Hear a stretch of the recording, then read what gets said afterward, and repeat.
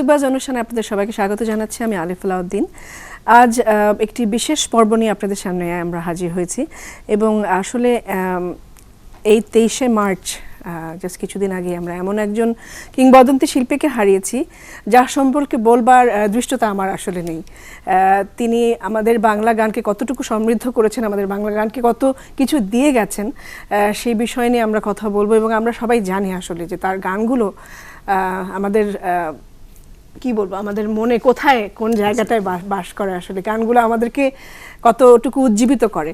আমি সত্যি আজকে খুব ইমোশনাল হয়ে যাওয়ার মতো একটি দিন, কারণ আমি এই গানগুলো শুনলে বা গানগুলোর কথা বলে অনেক স্মৃতি মনে হয় আমাদের ছোটবেলা থেকে শুরু করে। আমার ধারণা যে দুটো জেনারেশন সম্ভবত ওনার গান শুনে আমরা বড় হয়েছি। সুতরাং ওনার গান বাংলা গানের একটা অনেক বড় একটা বিশাল অংশ জুড়ে আছে এবং তিনি হচ্ছেন আমাদের সবার শ্রদ্ধেয় শাহনাজ রহমাতুল্লাহ। ওনার স্মৃতির প্রতি শ্রদ্ধা জানিয়ে আজকে আমরা আমাদের অনুষ্ঠানটি শুরু করছি। অবশ্যই, এবং ওনার ব্যাপারেই আমরা কথা বলবো, ওনার গান শুনবো, ওনার গানের গল্প শুনবো। এবং গল্প শোনার জন্য আমরা দুজন মানুষকে স্টুডিওতে আমন্ত্রণ জানিয়েছি যারা খুবই কাছ থেকে কাজ করেছেন, কাজ করতে চাইছেন। সো পরিচয় করে দিচ্ছি, আমার ডান পাশেই বসে আছেন দিনা জাহান মুন্নি। অসংখ্য ধন্যবাদ আসার জন্য। আমরা আপনার অনেক গল্প শুনবো, আপনার বোধহয় একসাথে কাজ করার কথা ছিল, সেই গল্পগুলো আমরা শুনবো। এবং বাম পাশে বসে আছেন শ্রদ্ধেয় ফুয়াদ নাসের বাবু। অসংখ্য ধন্যবাদ আপনাকে। যেটা বলছিলাম যে বারবার যে আমরা I don't think I am qualified to talk about such a big legend. আমরা তারপরেও কিছু স্মৃতি কথা শুনতে চাই, স্পেশালি বাবু চাচা আপনার কাছ থেকে। আপনি খুব ক্লোজলি কাজ করেছেন আমি জানি, এবং আমরা ইনফ্যাক্ট জুয়েলের কাছ থেকেও জানবো যে রেডিওতে আসলে জুয়েল ঢাকা FM-এ সেই দিনটি কেমন ছিল যেদিন আমরা এরকম একজন কিংবদন্তি শিল্পীকে হারিয়েছি। তার শ্রোতারা নিশ্চয়ই অনেক মেসেজ পাঠিয়েছেন, তার গান নিশ্চয়ই শুনতে চেয়েছেন। আলিফ, পুরো বিষয়টা কিন্তু খুবই স্বাভাবিক যে একটা বিশেষ দিনে তার কথা, যেদিন তিনি মারা গেলেন, আমাদেরকে ছেড়ে গেলেন, সবাই, বিশেষ করে শাহনাজ রহমতুল্লাহর যে আমি যদি বলি দুটি জনপ্রিয় গান আমার কাছে কেন জানি মনে হয়েছে, একবার যেতে দে না এবং এক নদী রক্ত পেরিয়ে। এত বেশি আমরা এই গানগুলোর প্রতি আমরা আকৃষ্ট, আমরা বারবার যখনই শুনছি মনে পড়ছে, এবং ওনার প্রতি তো শ্রদ্ধা জানিয়ে এই গানগুলি আমরা বাজিয়েছি। এবং এখনও কিন্তু আমাদেরকে অনেক বন্ধুরাই কিন্তু তাদের গানের রিকোয়েস্ট না থাকলেও কিন্তু তারা শেয়ার করছেন। এবং আজকে এই এপিসোডে বাবু ভাই এবং মুন্নি আপা দুজনকেই ধন্যবাদ। ওয়েল, আমি যতটুকু বলবো সেটা হচ্ছে যে শিল্পী হিসেবে ওনার সম্পর্কে বলার মতো দৃষ্টতা আমার নেই, বারবারই বলছে একই কথা। তবে এতটুকু বলবো যে উনি মানুষ হিসেবে এবং উনি শিল্পী হিসেবে যে আমাদের ফ্যামিলির সাথে কত অ্যাটাচ ছিলেন। বাবার অনেক জনপ্রিয় গান ওনার গাওয়া, কিন্তু আমার মার সাথেও কিন্তু অনেক অনেক ক্লোজ ছিলেন একটা সময়। আমার মা তাকে শাহিন আপা বলে রাখতেন। তো এই যে সুন্দর একটা সম্পর্ক, এই প্রত্যেকটা মুহূর্তে আমার মনে পড়ছে ওনার কথা। তো আমি যে বিষয়টা নিয়ে আসলে প্রথমে শুরু করতে চাই সেটা হচ্ছে যে উনি চলে যাবার ঠিক আগের দিন আপনার সাথে একটা লম্বা সময় আপনারা দুজনই ওনার সাথে ছিলেন, একদম সর্বশেষ মানে মেমোরি সম্ভবত আপনাদের সাথেই। সেটা ছিল 26শে মার্চ, দেশ টিভির প্রতিষ্ঠাবার্ষিকী।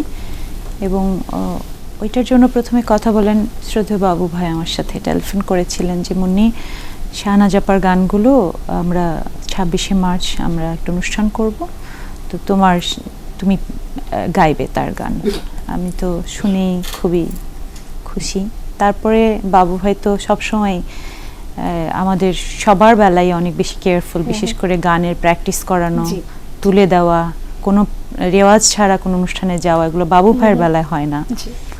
তো বারবারই উনি তত্ত্বাবধান যেহেতু ওনার, উনি এটার ব্যাপারে খুবই কেয়ারফুল ছিলেন। তারপরে রিহার্সালে একদিন বললেন যে রিহার্সালে বসতে হবে। বললাম অবশ্যই বাবু ভাই। বাবু ভাই বললেন 24 তারিখে আমরা রিহার্সালে বসবো। তারপরে আমি আবার বললাম যে 24 তারিখে আমাদের একটা জাতীয় অনুষ্ঠানের জন্য রিহার্সেল ছিল, তাই না বাবু ভাই? আমি বললাম যে একই সময়ে পড়ে যাবে, মনে হয় টাইম মেলানো যাবে না বাবু ভাই, চলো আমরা 22 তারিখে বসি। অদ্ভুত ব্যাপার হলো, বাবু ভাই ফোন রাখার পরেই শাহনাজ আপা আমাকে ফোন দিলেন, দিয়ে বললেন যে শোন, 22 তারিখ মানে শুক্রবার বলেছেন, তো শুক্রবার হিসেব মিলিয়ে দেখি 22 তারিখই হয়। বললো যে শুক্রবারে আমার বাসায় চলে আসবি তুই, আমি গানগুলো তোকে দেখিয়ে দিব, আর তোর হারমোনিয়ামটা নিয়ে আসবি। বলেছিল যে কবি বকুলকে সাথে নিয়ে যেতে। তা আমি আর বকুল যায়নি, আমি ওর কাজের জন্য ও পারলো না, বাসায় ছিল না, আমি হারমোনিয়ামটা বয়ে নিয়ে আমি চলে গেলাম। ঘরে ঢোকার পরেই সে যে কি দৌড়ে এলো, আসছে, দরজাটা খুলেই অনেকক্ষণ বুকে জড়ায় ধরল। এরই মধ্যে বাবু ভাই বারবার আমাকে মেসেজ পাঠাচ্ছে, ফোনও করছেন যে আমি সরি, আমার একটু দেরি হয়ে যাচ্ছে। অন্তদন্ত হয়ে বাবু ভাই 1:30টার সময় এসে ঢুকেছেন। তার আগে উনি আমাকে 13টা গান সবগুলো সিরিয়াল করলেন, টিক চিহ্ন দিয়ে দিলেন। কত কথা এর মধ্যে, এমন কোনো দিক নেই যাদের নিয়ে সেদিন সে কথা বলেননি, ইভেন তোমার বাবাকে নিয়ে। সেটা বাবু ভাই আসার পরেই বলছি। তার 10-12 দিন আগে 12 তারিখে উনি আমাকে ফোন দিয়ে জানতে চেয়েছেন আলী কেমন আছে, একটু খবর নিস। তার জন্যই আমি গিয়েছিলাম তোর বাবাকে দেখতে। এর মাঝে আসলে এমন সবার গল্পই আস্তে আস্তে করছিলেন। আরেকটা কথা উনি বলছিলেন, আমার মেয়েদের গান দেখেছেন বললেন, বসে আবার তাদের গান দেখলেন, বাবু ভাইকেও আমি দেখালাম। তারপর আবার বললেন যে আমি চাই যে আমার গানগুলো নতুনরা গাইবে, কিন্তু তোকে নিয়ে আমার অনেক টেনশন হচ্ছে, এই অনুষ্ঠানটা আমি এত বছর পর যাব, আমি কিন্তু অনেক টেনশন করছি তোকে নিয়ে। বারবার এই কথাটা বলছিল, আমি অনেক টেনশন। এই জন্য আসলে আমার খুব অবাক লাগছে যে তার গান ছুঁয়ে যাবার মতো যোগ্যতাও আমার নেই, একদমই নেই। কিন্তু আমার কাছে মনে হয়েছে এটা প্রতীকী একটা বিষয় মাত্র। আমি আবারও বলছি, ক্যামেরার সামনে বলছি, আমার মাধ্যমে সেদিন গানগুলো দিয়ে যাওয়া একটা প্রতীকী বিষয় মাত্র। উনি চেয়েছেন, তিনি যেহেতু অনেক বছর গাননি, তার গানগুলো যেন হারিয়ে না যায়। তাই নতুনরা যারাই গাইবে না কেন, বিষয়টা কিন্তু এমন যেন না হয় আমি ছিলাম বলে আমাকে দিয়েছে, আমি যে গাইছি বা আজ কথা বলছি হয়তো স্মৃতি আমি আওড়াতে এসেছি, কিন্তু আমি জানি আমার কথাটা নতুনদের সবার কথা। অবশ্যই আমি মানে জাস্ট ওনার কাছে ছিলাম, কিন্তু কথাগুলো সব আমার মাধ্যমে সব নতুনদের জন্যই। উনি বারবার করে বলছিলেন যে আমার গান যদি তোরা না করিস তাহলে আমার আর গান রইল কি, গান তো বেঁচে রইল না। হ্যাঁ, সবাই আমার গান গাইবি, নতুনরা সবাই আমার গান গাক, আমি চাই। এটা খাবার টেবিলেও উনি বলেছেন, আমি চাই যে আমার নতুনরা আমার সবাই আমার গান গাক। ভালো লাগার বিষয় হলো যে উনি আসলে, আমি যে কত ছোট, বা আমি তার পায়ের কাছে বসেছিলাম সারাটাক্ষণে, নিচে কেন বসবো, তুই উপরে বসে। আমি না, আপনি ওখানে বসেন, আমার হারমোনিয়ামটা ধরে গাইছিলাম, বলে খুব সুরের হারমোনিয়াম। আমি আমার ওস্তাদজি মানে মেহেদি হাসানের কথা বলছিলেন যে ওস্তাদজির হারমোনিয়াম বাজিয়ে এত ভালো লেগেছে তোরটা, তুই আমার হারমোনিয়ামটা গিয়ে টিউন করাই দিবি। আরেকটা মজার ব্যাপার সেদিন বলতে ভুলে গেছিলাম, যে যখন আসার বেলা আমি বলেছিলাম যে আপা আপনার হারমোনিয়ামটা আমি নিয়ে যাই, টিউন করায় পাঠাই দিব, দিয়ে দেন। বলে না, তুই নিয়ে গেলে কালকে আমি রেয়াজ করবো কি করে। আচ্ছা, এটা মানেটা বুঝেছো যে প্রতিদিন রেয়াজ করতেন, অবশ্যই সেটাই। একটা দিনও হারমোনিয়াম মিস করতেন না। তাহলে আমরা কি করে বলি শাহনাজ আপা গানের থেকে দূরে ছিলেন, লোকচক্ষুর আড়ালে ছিলেন, কিন্তু প্রতিদিন গানের সাথে। অবশ্যই আমরা ইনফ্যাক্ট একটা ছোট্ট বিরতি নিব, এবং বিরতি থেকে ফিরে এসে আরো অনেক কথা আছে, সেগুলো শুনতে চাই। আপনারা আমাদের সঙ্গেই থাকবেন। আমন্ত্রণ। আবারও আমরা কথা বলছিলাম কিংবদন্তি শিল্পী শ্রদ্ধেয় শাহনাজ রহমতুল্লাহকে নিয়ে, যে আমাদের পুরনো গানগুলো আমরা সংরক্ষণ করতে পারি না, এবং এরকম সময় আমরা রিয়েলাইজ করি যে আমরা কি হারিয়ে ফেলেছি, আমরা কি হারিয়ে ফেলেছি। সেই গানগুলো আসলে কিভাবে আমরা রাখতে পারি, পুরনো গানগুলো স্কুলে আছে হয়তো আবার রিট্রিভ করা যেতে পারে ডিজিটাইজ করে। আর ক্যাসেটে থাকলে স্কুলগুলো কি এখনো ভালো আছে, যেগুলো অনেক সময় পুরোনো স্কুলে ইমালশনটা ছেড়ে যায়, বন্ধতে থাকে না, সেটা রেস্টোর করা ডিফিকাল্ট। প্লাস ফাঙ্গাসও তো পড়ে যায়, ড্যাম্প হয়ে যায়, রাইট, ম্যাগনেটিক পার্টিকেলস থাকে, ছেড়ে যায়। তো সেটা জানি না টেকনিক্যালি সম্ভব কিনা, হয়তো হতেও পারে। তো ওগুলি যদি আবার ওই স্কুলগুলি কোথায় সেটা তো কালেক্ট করবে, কারণ বিভিন্ন ফিল্ম প্রডিউসার কাছে আছে স্কুলগুলি, সেগুলি তো কালেক্ট করতে হবে। সেটা সিনেমার গানগুলো অ্যাটলিস্ট কোনো না কোনো ভাবে থেকে যায়। বিটিভি আর্কাইভে আছে কিছু আছে, ওটা তো ভিডিও আছে। ওরা যদি আবার ডিজিটাইজ করে তাহলে আমরা আবার পেতে পারি, মানে তার। আপনার সাথে স্মৃতির কথাগুলো একটু শুনতে চাই, প্রথমকার দিকের মেমোরিগুলো আসলে। আচ্ছা, আমি আলোচনা শুরু করতে চাই প্রথমে তার আত্মার মাগফিরাত কামনা করে। আর তোমার কথাই আমি আসি, আসলে আমারও যোগ্যতা নেই তার সম্বন্ধে কিছু বলার। আমি তোমার মতোই এত বড় শিল্পী। ওনাকে দেখে আমার অনেক 70-এর মাঝামাঝি, বিটিভিতে রেকর্ডিংয়ে আলাদিন ভাইয়ের সুরে একটা বর্ণালী হচ্ছিল, তখন আমি একেবারে নতুন বেস গিটার বাজাতাম। তখন খুব বেশি লোক বেস গিটার বাজাতো না, এই জন্য আমরা তো সুযোগ ছিল এই সিনিয়রদের মধ্যে কি রেকর্ডিং করার। তো সেটা মনে পড়ে এখনো যে গানগুলি রেকর্ড হচ্ছে তাদের মনোরাল হতো, একবারে সব রেকর্ড হতো। তো আমি একটা ছোট্ট ছেলে অবাক হয়ে দেখতাম, মানে এত সুন্দর গলা, এত সুন্দর দেখতে, এটা আমার এখনো চোখে ভাসে। মানে ওই সময় এই দক্ষিণ এশিয়ার যে কোনো নায়িকাকে উনি হার মানিয়ে দেবেন, আবার অনেক গায়িকাও তার প্রতিষ্ঠানিত হবেন, মানে কোনটা বলবো। তো দেখতাম, বিস্ময়ের সাথে দেখতাম। আমি তো একদম নতুন তখন, খুব আশ্চর্য লাগতো কী করে এটা প্রতিভা গানগুলি করেন। থেকে আস্তে আস্তে বাজাতাম, বিভিন্ন ফিল্মে গানের সাথেও কাজ করেছি, আলাদিন ভাইয়ের, পারভেজ ভাইয়ের। আর পারিবারিকভাবে তো ইকবাল ভাই, জাফর ইকবাল ভাই তো ব্যান্ড ট্যান্ড করতেন এক সময়, টাইমলিং স্টোনস বাজাতেন। তো সেই সূত্রে ওনার সাথে অনেক সখ্যতা ছিল। উনি আমাদের প্রচুর একসঙ্গে আড্ডা মেরেছি, পারভেজ ভাই প্রচুর গানে বাজিয়েছি, মানে পুরো ফ্যামিলির সাথে খুব ক্লোজ। ছোট ভাই যে ফুয়াদ আমার কন্টেম্পোরারি, শাহনাজ ভাই একদম ছোট ভাই যেটা ফুয়াদ, ওনার নাম ফুয়াদ, আমার কন্টেম্পোরারি। তো সব অনেক ক্লোজ ছিলাম। আর দেখা হতো, আড্ডা মারতো।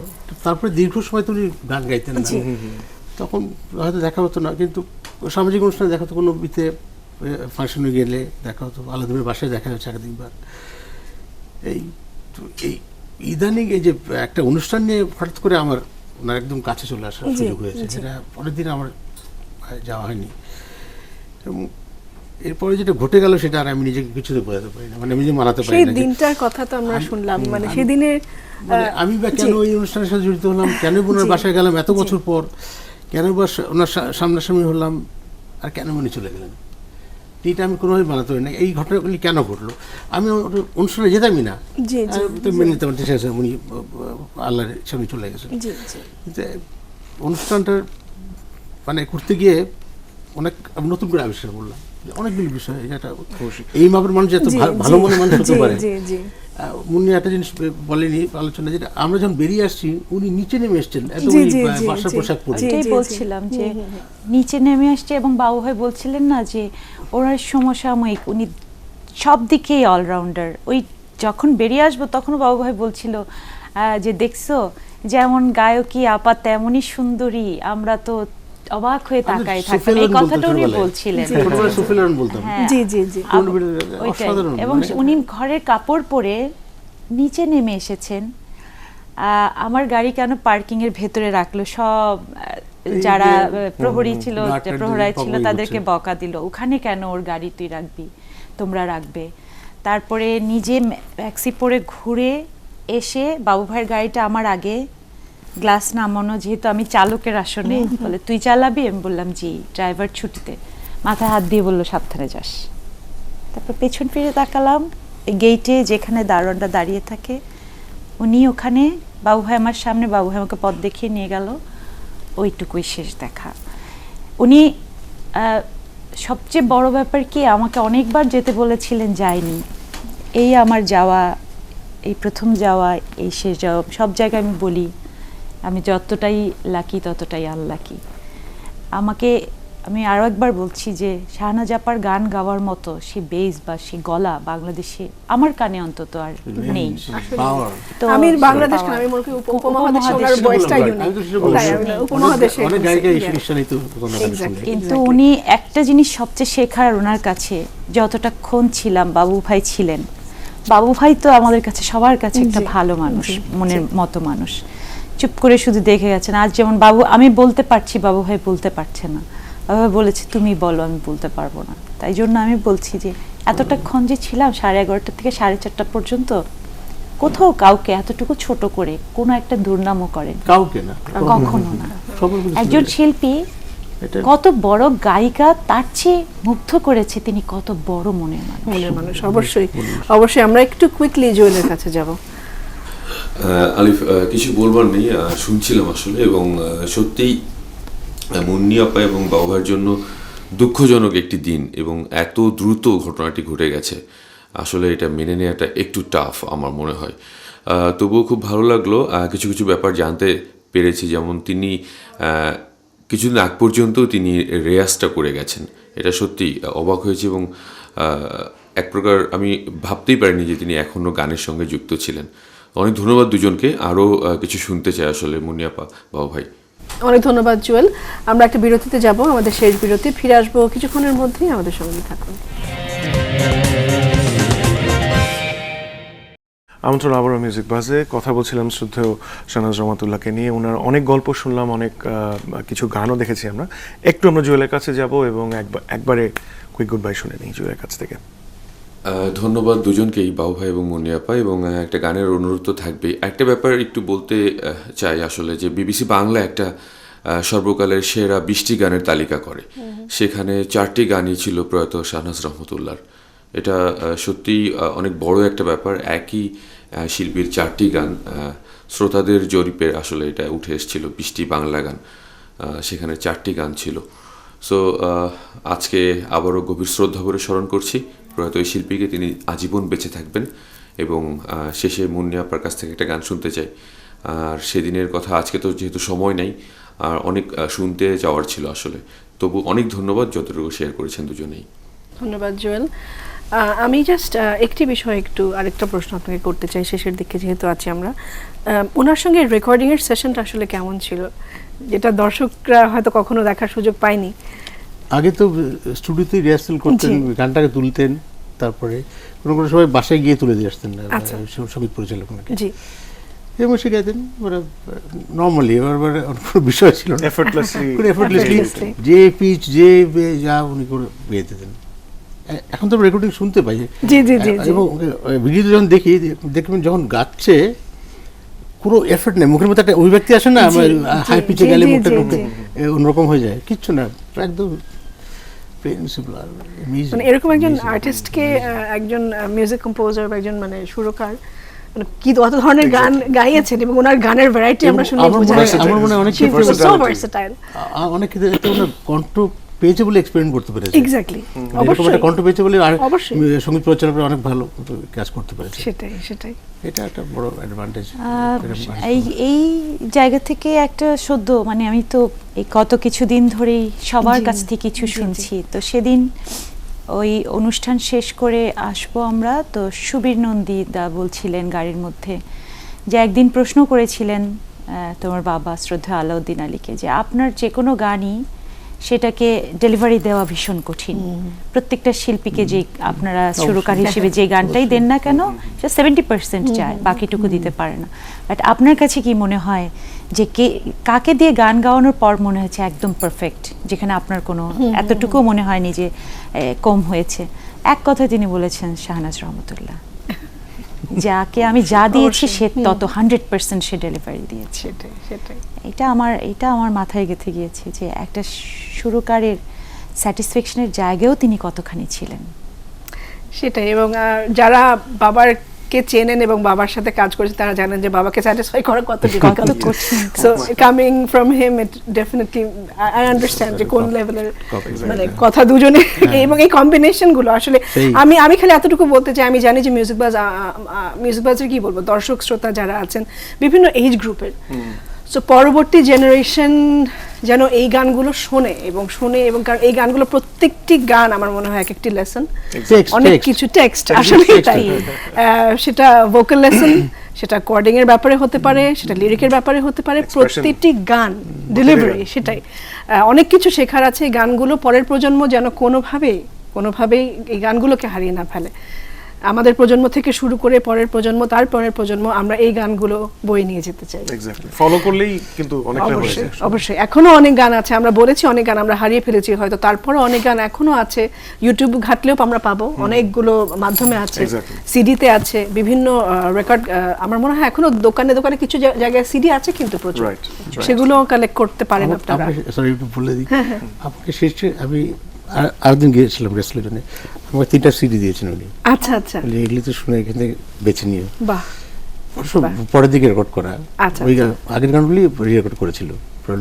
জি, এই অসাধারণ। আরেকটি ব্যাপার একটু জি। বলে নিতে চাই, যেহেতু আমি শেষ দিনটা সেজন্য বললাম যে আপনারা যারা ইউটিউব, নতুন প্রজন্মের যারা ইউটিউব বা অন্যান্য মাধ্যমে গানগুলো শুনে আবার গান তুলতে চান, তাদের প্রতি আমি বিনীতভাবে অনুরোধ করব যে যিনি প্রকৃত শিল্পী, চেষ্টা করবেন গানগুলো যখন তুলেন একমাত্র তার গানই তুলতে। পরবর্তীতে আমরা যারা গাই আমরা কিন্তু সেখানে মাত্র 10% দিই। তাই প্রকৃত শিল্পীর গানটা যদি তুলেন সেখান থেকে একদম না পারলেও কিন্তু কিছুটা হলেও কাছে থাকে, কিন্তু যেটা আমরা পর্যায়ক্রমে বিকৃত হয়ে আসে সেটা কিন্তু কমতেই থাকে। কমার জায়গা থেকে তুলে নেবেন না, তাহলে হারাবেন। বরং প্রপার যে জায়গাটায় আছে সেখান থেকে যদি আপনি রেকর্ড কমও পান, সেখান থেকে যতটুকু তুলবেন সেটা হলো রিয়েল। তারপর শাহনাজ রহমতুল্লাহর যে গানগুলো আমরা পাচ্ছি নানা মাধ্যমে, সবাই যেন অন্তত চেষ্টা করে যে একদম শাহনাজ রহমতুল্লাহর গলায় শোনা গানগুলোই তুলতে। অবশ্যই এটা যেন পরে যারা গাইলো বা নতুন আরো সুন্দর করে রেকর্ড করলো বলে ভালো শোনালো, সেখান থেকে তুলে না, নেওয়াটা অবশ্যই, ভীষণ বোকামি হবে, অবশ্যই, ভীষণ বোকামি। একটু জাস্টিস আমরা আশা করতে পারি জি, artistic কাছ থেকে। এবং মূল গান তো মূল গানই, সেই গানটা আমরা কখনোই হারাতে চাই না। আমরা একদম শেষের দিকে আছি। অনেক ধন্যবাদ দুজনকে, খুবই ভালো লাগলো আজকে। কারণ আমি জানি এরকম একজন শিল্পীকে নিয়ে আসলে অনেকক্ষণ কথা বললেও মনে হয় যে কিছুই বলা হলো একটা না, অনুষ্ঠান সময় এটা না। সম্ভব না। তারপরেও আপনাদেরকে অনেক অনেক ধন্যবাদ, এবং আমরা বিদায় নিব। তবে তার আগে আপনার কাছ থেকে একটা গান শুনতে চাই। আমি যে গানটি গাইছি সেটি বিখ্যাত গান, তোমার বাবার সুর করা, মনিরুজ্জামান মনির ভাইয়ের লেখা, যে ছিল দৃষ্টির সীমানায়। তিনি সেদিন বলেছিলেন 13 নম্বর গান ছিল এটি, তিনি বলেছিলেন এটি হবে শেষ গান। তার চোখে যে স্বপ্ন আঁকি,